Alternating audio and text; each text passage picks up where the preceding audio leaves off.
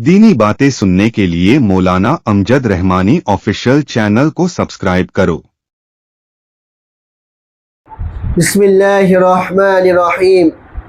सूरह शिफा से हर बीमारी से नजात।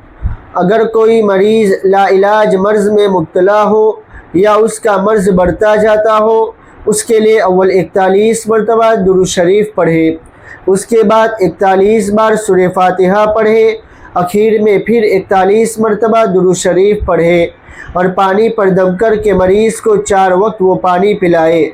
पानी पिलाने के औकात: सुबह नाश्ते से कबल, दोपहर 11 बजे, असर की नमाज के बाद, इशा के बाद। अगर पानी पर दम करने के साथ साथ मरीज़ पर भी दम कर दिया करे तो ज़्यादा बेहतर है। यह अमल उस वक्त तक किया जाए जब तक मर्ज़ ख़त्म न हो जाए।